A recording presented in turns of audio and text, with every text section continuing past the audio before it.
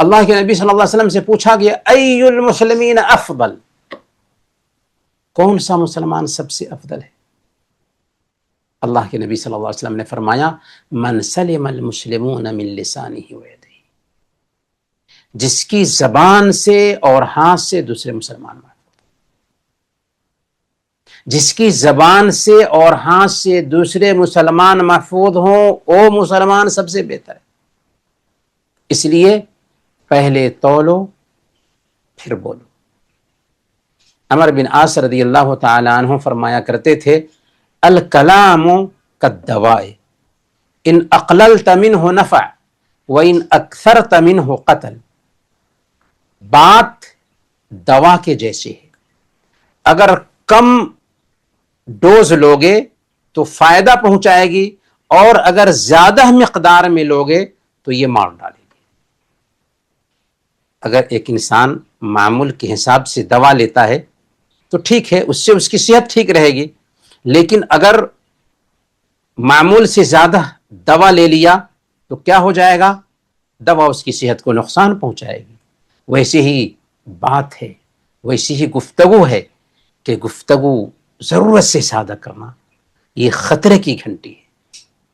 یعلا بن عبید رحمۃ اللہ علیہ کہتے ہیں کہ میں نے سفیان ثوری رحمۃ اللہ علیہ کو بیان کرتے ہوئے سنا لو کان معکم من یرفع الحدیث الی السلطان اکنتم تتکلمون بشیء، اگر تمہارے پاس کوئی آدمی ہوتا جو تمہاری ساری باتیں بادشاہ تک پہنچا دیتا تو کیا تم کوئی ایسی ویسی باتیں کرتے؟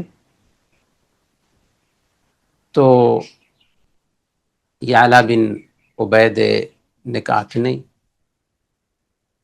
تو سفیان ثوری رحمۃ اللہ علیہ نے فرمایا فَإِنَّ مَعَكُمْ مَنْ يَرْفَعُ الْحَدِيث، تو کیا تمہیں پتہ نہیں کہ تمہارے ساتھ وہ موجود ہیں جو تمہاری بات اللہ تک پہنچاتے ہیں؟ کون ہے وہ؟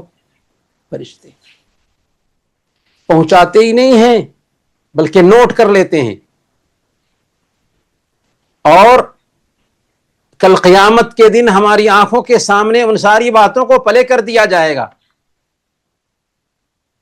اسی لیے ابو علی الدقاق رحمۃ اللہ علیہ نے کہا لو کنتم تشترون الکاغذ للحفظہ لسکتتم عن کثیر من الکلام، اگر تم کندھوں کے جو دو فرشتے ہیں